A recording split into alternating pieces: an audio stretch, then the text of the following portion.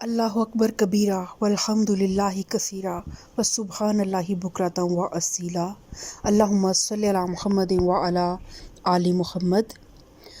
اللہم انی اسألک علما نافعا وعملا متقبلا ورزقا طیبا۔ پچھلے لیکچر میں ہم نے حضرت عیسیٰ علیہ السلام کے تفصیلی واقعات کا مطالعہ کیا، ان کی پیدائش سے لے کر ان کی وفات تک کے تمام حالات کے بارے میں قرآن پاک میں ہم نے پڑھا، اور اللہ تعالیٰ نے نصارہ کی تمام باطل عقائد جو تھے ان کی تردید کی کہ حضرت عیسیٰ جو تھے وہ اللہ کے بندے اور اللہ کے رسول تھے، اور حضرت عیسیٰ نے اپنی پیدائش کے وقت پنگوڑے میں کلام کر کے اپنی حیثیت جو ہے وہ سب پہ واضح کر دی تھی، یہود پر بھی اور نصارہ پر بھی۔ لیکن یہود بعد میں تعصب میں آ کر انہوں نے حضرت عیسیٰ علیہ السلام سے نفرت میں غلو کیا، اور عیسائیوں نے محبت میں آ کر حضرت عیسیٰ علیہ السلام کو اللہ تعالیٰ کا بیٹا قرار دے دیا۔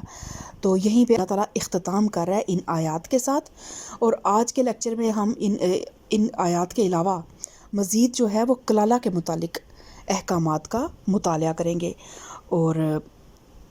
کلالہ کے متعلق بھی میں آپ کو ڈیٹیل سے بتاؤں گی، اور اس کے علاوہ سورہ مبارکہ کے آغاز میں جو وراثت کے احکامات ہیں ان کا بھی ہم ایک بار تفصیلی جائزہ لیں گے اس لیکچر میں انشاءاللہ تعالی۔ آیت نمبر 172 سے آج ہم اپنے لیکچر کا آغاز کریں گے۔ اعوذ باللہ من الشیطان الرجیم، بسم اللہ الرحمن الرحیم۔ لن یستنکف المسیح ان یکون عبدا للہ ولا الملائکۃ المقربون ومن یستنکف عن عبادتہ ویستکبر فسیحشرہم الیہ جمیعا۔ مسیح نے کبھی اس بات کو عار نہیں سمجھا کہ وہ اللہ کا ایک بندہ ہو، اور نہ مقرب ترین فرشتے اس کو اپنے لیے عار سمجھتے ہیں۔ اگر کوئی اللہ کی بندگی کو اپنے لیے عار سمجھتا ہے اور تکبر کرتا ہے تو ایک وقت آئے گا جب اللہ سب کو گھیر کر اپنے سامنے حاضر کرے گا۔ اس وقت وہ لوگ جنہوں نے ایمان لا کر نیک طرز عمل اختیار کیا ہے اپنے اجر پورے پورے پائیں گے، اور اللہ اپنے فضل سے ان کو مزید اجر عطا فرمائے گا۔ اور جن لوگوں نے بندگی کو عار سمجھا اور تکبر کیا ہے ان کو اللہ دردناک سزا دے گا، اور اللہ کے سوا جن جن کی سرپرستی اور مددگاری پر وہ بھروسہ رکھتے ہیں ان میں سے کسی کو بھی وہ وہاں نہیں پائیں گے۔ یعنی ایک تو عیسیٰ علیہ السلام کی بھی کہ جو ماننے والے ہیں جنہوں نے حضرت عیسیٰ علیہ السلام کے بارے میں یہ سوچ رکھا ہے کہ وہ اللہ کے بیٹے ہیں، اور وہ انہوں نے کفارہ کر دیا ہے اپنی صلیب پہ چڑھ کر تمام انسانیت کا، تو اللہ تعالیٰ نے ان کے بھی اس باطل عقیدے کی تردید کر دی ہے، اور ان لوگوں کی بھی باطل عقائد کی تردید کر دی ہے جو آج مسلمان ہیں لیکن ان کا خیال ہے کہ کوئی بھی جو ہے ان کی سفارش کر دے گا۔ بے شک سفارش کی جائے گی، لیکن وہی ہستی سفارش کر سکے گی جس کو اللہ تعالیٰ اذن دے گا، اور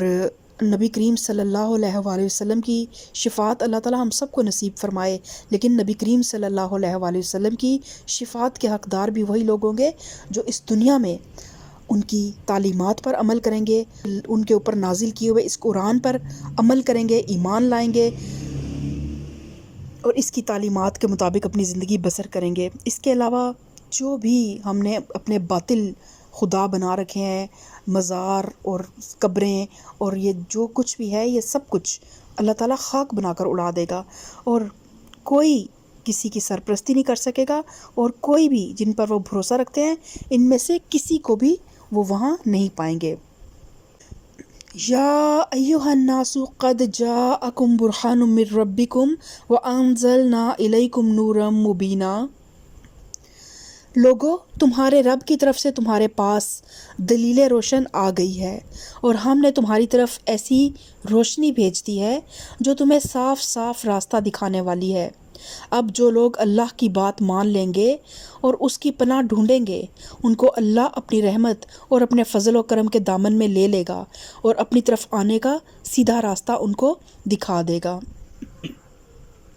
تو یہ روشنی اس قرآن کی روشنی ہے، یہ نور اس قرآن کا نور ہے۔ تو اللہ تعالیٰ اپنے نور کو ہم پہ مکمل کر دے۔ ربنا اتمم لنا نورنا واغفر لنا انک علی کل شیء قدیر۔ آگے اب ہم کلالہ کے متعلق پڑھیں گے۔ کلالہ کے معنی جو ہے نا، پہلے میں آپ کو یہ کلیئر کر دوں، کلالہ کے معنی جو ہے نا، بعض علماء کی رائے میں کلالہ وہ شخص ہے جس کے باپ اور دادا بھی زندہ نہ ہوں، اور بعض کے نزدیک محض بے اولاد مرنے والے کو کلالہ کہا جاتا ہے۔ لیکن حضرت ابو بکر صدیق رضی اللہ عنہ کی رائے کے مطابق جو زیادہ قوی رائے ہے وہ یہ ہے، اور قرآن خود بھی اس رائے کی تائید کرتا ہے، کہ کلالہ جو ہے نا وہ شخص ہے جس کے نہ ماں باپ ہوں اور نہ اولاد ہو، کیونکہ اگر ماں باپ ہونا تو بہن بھائیوں کو حصہ وراثت میں نہیں ملتا، لیکن کلالہ کا حصہ جو ہے، کلالہ کی وراثت اس کی بہن بھائیوں کو ملتی ہے۔ تو یہ اسی صورت میں ممکن ہے جب کہ والدین موجود نہیں ہیں۔ تو اللہ تعالیٰ فرماتا ہے یستفتونک قل اللہ یفتیکم فی الکلالہ ان امرؤ ہلک لیس لہ ولد ولہ اخت فلہا نصف ما ترک وہو یرثها ان لم یکن لہا ولد فإن كانت اثنتین فلہما الثلثان مما ترک وإن كانوا إخوة رجالا ونساء فللذکر مثل حظ الأنثیین یبین اللہ لکم ان تضلوا واللہ بکل شیء علیم۔ وراثت کے متعلق احکامات جو ہیں وہ اس سورہ مبارکہ کے آغاز میں تفصیلاً ہم پڑھ چکے ہیں، اور آج پھر اس لیکچر میں ان کو مزید آپ کے ساتھ دوبارہ شیئر کر دوں گی۔ اور یہ جو آیات ہیں اس سورت کے نزول کے بہت بعد نازل ہوئی ہیں، اور بعض روایات میں تو یہاں تک معلوم ہوتا ہے کہ یہ سب سے جو آخری آیات تھی نا قرآن پاک کی، ان آیات میں سے یہ آیات ہیں۔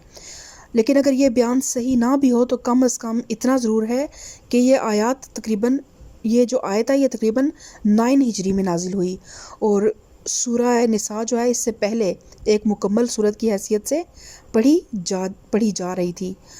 لیکن کیونکہ اس میں بھی وراثت کے ہی احکامات کا ذکر ہوا، تو اس لیے جو احکام میراث سورت کے آغاز میں ارشاد ہوئے ہیں، انہی کے کانٹیکسٹ میں پھر ان احکامات کو بھی اسی سورت کے اینڈ میں ضمیمے کے طور پر لگا دیا۔ تو اللہ تعالیٰ فرماتا ہے کہ لوگ تم سے کلالہ کے معاملے میں فتویٰ پوچھتے ہیں، کہو اللہ تمہیں فتویٰ دیتا ہے کہ اگر کوئی شخص بے اولاد مر جائے اور اس کی ایک بہن ہو تو وہ اس کے ترکے میں سے نصف پائے گی، اور اگر بہن بے اولاد مرے تو بھائی اس کا وارث ہوگا۔ اگر میت کی وارث 2 بہنیں ہوں تو وہ ترکے میں سے 2/3 کی حقدار ہوں گی، اور اگر کئی بھائی بہنیں ہوں تو عورتوں کا اکہرا اور مردوں کا دوہرا حصہ ہوگا۔ اللہ تمہارے لیے احکام کی توضیح کرتا ہے تاکہ تم بھٹکتے نہ پھرو، اور اللہ ہر چیز کا علم رکھتا ہے۔ اور اب یہاں پہ ان بہن بھائیوں کا ذکر ہو رہا ہے جو میت کے ساتھ ماں اور باپ دونوں میں سے یا صرف باپ کی صورت میں مشترک ہوں۔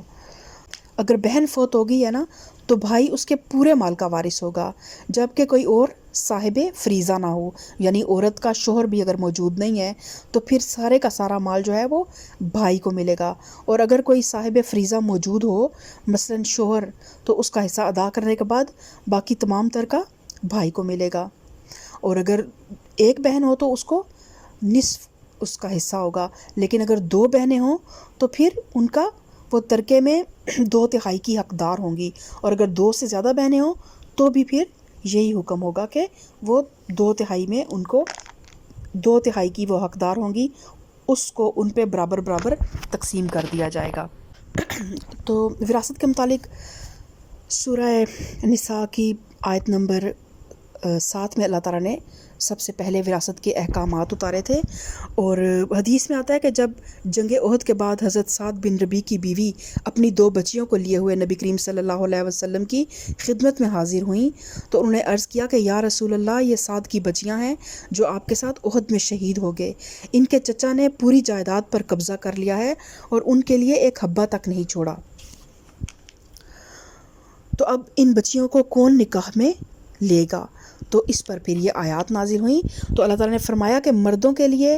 اس مال میں سے حصہ ہے جو ماں باپ اور رشتہ داروں نے چھوڑا ہو، اور عورتوں کے لیے بھی اس مال میں سے حصہ ہے جو ماں باپ اور رشتہ داروں نے چھوڑا ہو، خواہ تھوڑا ہو یا بہت زیادہ. یہ حصہ اللہ کی طرف سے مقرر ہے.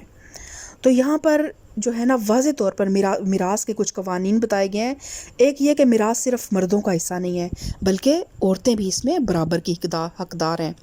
دوسرے یہ کہ میراث بہرحال تقسیم ہونی چاہیے، خواہ وہ کتنی ہی کم ہو. حتیٰ کہ مرنے والے نے اگر ایک گز کپڑا چھوڑا ہے اور 10 وارث ہیں تو اسے بھی 10 حصوں میں تقسیم ہونا چاہیے. ہاں، یہ ایسے ہو سکتا ہے کہ کوئی وارث کسی دوسرے وارث سے اس کا حصہ خرید لے. تیسرے یہ کہ وراثت کا قانون ہر قسم کے اموال اور املاک پر جاری ہوگا، خواہ وہ منقولہ ہوں یا غیر منقولہ، زرعی ہوں یا صنعتی یا کسی اور صنف مال میں شمار ہوتے ہوں.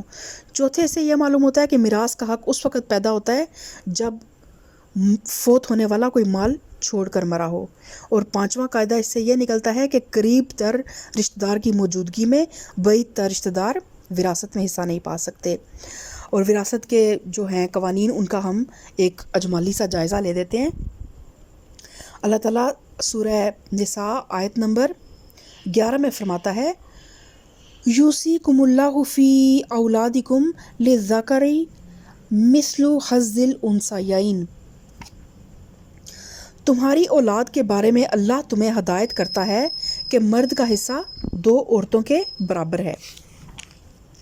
اگر میت کی وارث 2 سے زائد لڑکیاں ہوں تو انہیں ترکے کا 2/3 دیا جائے گا، اور اگر ایک ہی لڑکی وارث ہو تو آدھا ترکہ اس کا ہے. اگر میت صاحب اولاد ہو تو ان کے والدین میں سے ہر ایک کو ترکے کا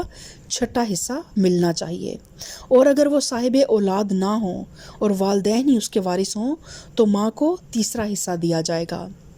اور اگر میت کے بہن بھائی بھی ہوں تو ماں 6 حصے کی حقدار ہوگی. یہ سب حصے اس وقت نکالے جائیں گے جب کہ وصیت جو میت نے کی ہو پوری کر دی جائے اور قرض جو اس پر ہو ادا کر دیا جائے. تم نہیں جانتے کہ تمہارے ماں باپ اور تمہاری اولاد میں سے کون بلحاظ نفع تم سے قریب تر ہے. یہ حصے اللہ نے مقرر کر دیے ہیں، اور اللہ یقیناً سب حقیقتوں سے واقف ہے اور ساری مصلحتوں کا جاننے والا ہے. اور تمہاری بیویوں نے جو کچھ چھوڑا ہو اس کا آدھا حصہ تمہیں ملے گا اگر وہ بے اولاد ہوں، ورنہ اولاد ہونے کی صورت میں ترکے کا 1/4 حصہ تمہارا ہے، جبکہ وصیت جو انہوں نے کی ہو پوری کر دی جائے اور قرض جو انہوں نے چھوڑا ہو ادا کر دیا جائے، اور وہ تمہارے ترکے میں سے 1/4 کی حقدار ہوں گی اگر تم بے اولاد ہو، ورنہ صاحب اولاد ہونے کی صورت میں ان کا حصہ 8واں ہوگا، بعد اس کے کہ جو وصیت تم نے کی ہو پوری کر دی جائے اور جو قرض تم نے چھوڑا ہو وہ ادا کر دیا جائے. اور اگر وہ مرد یا عورت جس کی میراث تقسیم طلب ہے بے اولاد بھی ہو اور اس کے ماں باپ بھی زندہ نہ ہوں مگر اس کا ایک بھائی یا ایک بہن موجود ہو. یہ وہی کلالہ کے متعلق ہے یہاں پہ، لیکن یہاں پہ جو کلالہ کے وراثت کی تقسیم ہو رہی ہے یہ اس کے ان بہن بھائیوں کے اندر ہو رہی ہے اگر میت کے سگے بہن بھائی نہیں ہیں، نہ باپ کی طرف سے نہ ماں کی طرف سے، اخیافی بہن بھائی ہیں، تو ان کے لیے ہے. مطلب باپ اور ماں کی شادی ہوئی اور ماں کے پچھلے شوہر میں سے کوئی بچے تھے، وہ اخیافی بہن بھائی ہیں. یہ ان بہن بھائیوں میں جو تقسیم ہوگی یہاں پہ ان کا ذکر ہو رہا ہے. اور اگر وہ مرد یا عورت جن کی میراث تقسیم طلب ہے بے اولاد بھی ہوں اور ان کے ماں باپ بھی زندہ نہ ہوں مگر اس کا ایک بھائی یا ایک بہن موجود ہو تو بھائی اور بہن ہر ایک کو چھٹا حصہ ملے گا، اور بھائی بہن ایک سے زیادہ ہوں تو کل ترکے کے 1/3 میں وہ سب شریک ہوں گے، جبکہ وصیت جو کی گئی ہو پوری کر دی جائے اور قرض جو میت نے چھوڑا ہو ادا کر دیا جائے، بشرطے کہ وہ ضرر رساں نہ ہو۔ یہ حکم ہے اللہ کی طرف سے، اور اللہ دانا اور بینا ہے اور نرم خو ہے۔ یہ اللہ کی مقرر کی ہوئی حدیں ہیں۔ جو اللہ اور اس کے رسول کی اطاعت کرے گا اسے اللہ ایسے باغوں میں داخل کرے گا جن کے نیچے نہریں بہتی ہوں گی، اور ان باغوں میں وہ ہمیشہ رہے گا، اور یہی بڑی کامیابی ہے۔ اور جو اللہ اور اس کے رسول کی نافرمانی کرے گا اور اس کی مقرر کی ہوئی حدوں سے تجاوز کرے گا اسے اللہ آگ میں ڈالے گا جس میں وہ ہمیشہ رہے گا، اور اس کے لیے رسوا کن سزا تیار ہے۔ تو یہاں پہ اب کلالہ کے متعلق آج ایک نیا موضوع تھا۔ تو جو آغاز میں ہم نے پڑھا کہ اگر کلالہ ہے کوئی مرد یا عورت تو اس کے بھائی کو مکمل جائیداد کا حقدار ہوگا، اور بہن جو ہے وہ نصف کی حقدار ہوگی۔ یہ وہ بہن بھائی ہیں جو اس کے ایک باپ میں سے یا ایک ماں سے سگے بہن بھائی ہیں۔ لیکن اگر اس طرح ہے کہ دو افراد کی شادی ہوئی، آگے سے بیوی بھی پیچھے سے کچھ بچے لے کے آئی ہے اور خاوند کے ادھر بچے ہوئے ہیں، تو وہ جو اخیافی بہن بھائی ہیں نا، ان اخیافی بہن بھائیوں کا پھر اللہ تعالیٰ نے یہاں پہ ان کی تقسیم بتایا کہ کل ترکے کے 1/3 میں وہ سب شریک ہوں گے۔ تو اور وصیت ایک ایسی چیز ہے کہ آج ہمارے معاشرے میں یہ چیز بہت زیادہ ختم ہو چکی ہے، بالکل کانسیپٹ ہی ختم ہو گیا ہے۔ ایون کوئی انسان میراث کے بارے میں، وراثت کے بارے میں جب بات کرتا ہے تو ہر ایک کو یہ بات، اگر میں الفاظ میں کہوں نا، کھلے الفاظ میں کہوں تو گالی سمجھتے ہیں لوگ اس بات کو کہ اس نے وراثت کی بات کیوں کر دی، یا اس کو فوراً اس پہ ایک لالچی ہونے کا ایک ٹیگ لگا دیا جاتا ہے کہ اس کو لالچ ہے یا پیسہ چاہتا ہے یا دولت چاہتا ہے۔ یہ اللہ کے دیے ہوئے احکامات ہیں۔ یہ جو بھی دنیا میں اللہ تعالیٰ نے کسی انسان کو مال دولت دی ہے، جب وہ اس دنیا سے جاتا ہے تو یہ اللہ کی امانت ہے اس کے پاس، اور اس نے اس امانت کو اسی طرح اللہ کے بندوں میں، اپنے بچوں میں تقسیم کر کے جانا ہے جس طرح اللہ تعالیٰ نے اس کو حکم دیا ہے۔ لیکن آج ہم دیکھتے ہیں کہ ماں باپ جب دنیا سے چلے جاتے ہیں، اول تو سب سے پہلے بزرگوں کو ہی اس کام کو اپنی زندگی میں، بچوں کو یہ بات ذہن نشین کر کے جائیں، ان کو تعلیم قرآن کی اس طرح سے دے کے جائیں کہ انہیں ان احکامات کا پتہ ہو، اور تاکہ ان کی وفات کے بعد نہ کہ اولادیں آپس میں لڑنے لگ پڑیں اور جو طاقتور ہو اس سب پہ قبضہ کر کے بیٹھ جائے اور باقی محروم ہو۔ تو یہ سارا گناہ ساری زندگی آپ کے والدین کو جاتا رہے گا، چاہے آپ ہر سال ان کے لیے ختم کرائیں، چاہے آپ ہر سال ان کے لیے برسی کرائیں، چاہے آپ قرآن پاک مسجدوں میں پڑھا کے ان کو بخشتے رہیں، لیکن اگر آپ یہ والے احکامات نہیں مانیں گے تو کہیں نہ کہیں گناہ گار وہ بھی ہوں گے اور آپ بھی ہو رہے ہوں گے، کیونکہ اولادیں جو غلط کام کرتی ہیں ان کا گناہ بھی والدین کو ملتا ہے۔ تو اللہ تعالیٰ نے پھر ان لوگوں کے لیے ساتھ ہی وعید بھی سنا دی ہے کہ جو لوگ اللہ اور اس کے رسول کی نافرمانی کریں گے اور اس کی مقرر کی ہوئی حدوں سے تجاوز کریں گے، انہیں اللہ آگ میں ڈالے گا جس میں وہ ہمیشہ رہیں گے، اور ان کے لیے رسوا کن سزا ہے۔ اور اگر دیکھا جائے تو یہ بڑی خوفناک آیت ہے جس میں ان لوگوں کو ہمیشگی کے عذاب کی دھمکی دی گئی ہے جو اللہ تعالیٰ کے مقرر کیے ہوئے قانون وراثت کو تبدیل کریں یا ان دوسری قانونی حدوں کو توڑیں جو اللہ نے اپنی کتاب میں واضح طور پر مقرر کر دی ہیں۔ لیکن سخت افسوس ہے کہ اس قدر سخت وعید کے ہوتے ہوئے بھی مسلمان بالکل یہودیوں جیسی جسارت کرنے لگ پڑے ہیں اور اللہ کے قانون کو بدلنے لگ پڑے ہیں، اور انہوں نے اس کی حدوں کو توڑ ڈالا ہے، اور اس قانون وراثت کے معاملے میں جو نافرمانیاں کی گئی ہیں وہ اللہ کے خلاف کھلی بغاوت کی حد تک پہنچ گئی ہیں۔ کئی عورتوں کو میراث سے مستقل طور پر محروم کیا گیا ہے، یہ کہہ کر کہ وہ جہیز لے لیتی ہیں، حالانکہ جہیز کا اسلام میں کوئی کانسیپٹ نہیں ہے،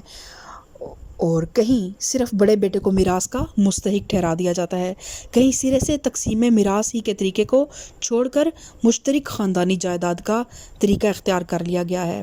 کہیں عورتوں اور مردوں کا حصہ برابر کر دیا گیا ہے۔ اور اب ان پرانی بغاوتوں کے ساتھ تازہ ترین بغاوت یہ ہے کہ بعض مسلمان ریاستیں اہل مغرب کی تقلید میں وفات ٹیکس یعنی کہ ڈیتھ ڈیوٹی اپنے ہاں رائج کر رہی ہیں، جس کے معنی یہ ہے کہ میت کے وارثوں میں سے ایک وارث حکومت بھی ہے، جس کا حصہ اللہ تعالیٰ تو شاید قرآن میں بتانا بھول گئے تھے، نعوذ باللہ من ذالک۔ حالانکہ اسلامی اصول پر اگر میت کا ترکہ کسی صورت میں حکومت کو پہنچتا ہے تو وہ صرف یہ ہے کہ کسی مرنے والے کا کوئی قریب اور بعید کا کوئی رشتہ دار موجود نہ ہو، اور جو بھی مال اس نے چھوڑا ہے پھر وہ حکومت کے پاس چلا جائے گا، لیکن یا پھر مرنے والا خود وصیت میں لکھ کے جائے کہ میری مال کا اتنا حصہ حکومت کو دیا جائے۔ ادروائز حکومت کا کام ہے کہ وہ اپنے جو بھی اس کی رعایا ہے ان کے لیے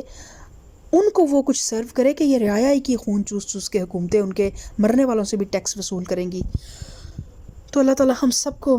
صراط مستقیم پہ چلنے کی توفیق عطا فرمائے۔ اللہ تعالیٰ ہمیں قرآن کی آیات کے ساتھ کھیلنے والا نہ بنائے۔ اللہ تعالیٰ ہمیں تھوڑے داموں پر اپنی آخرت کو بیچنے والا نہ بنائے۔ اللہ تعالیٰ ہمیں یہود جیسے رویوں سے بچائے۔ اللہ تعالیٰ نے قرآن پاک کا آغاز کیا تو ہمارے سامنے آئینے میں یہود کو رکھ دیا کہ دیکھو یہود یہ کرتے تھے، تو اب اس آئینے میں اپنے آپ کو بھی دیکھو کہ تم کہیں وہی کچھ تو نہیں کر رہے ہو۔ اللہ تعالیٰ نے وہ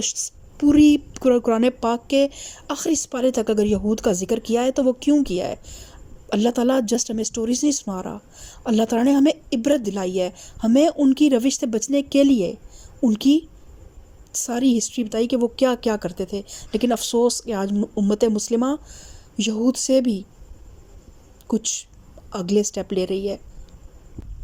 تو اللہ تعالیٰ ہم سب کو سچے دل سے اسلام کی تمام تعلیمات پر عمل کرنے کی توفیق عطا فرمائے، آمین ثم آمین۔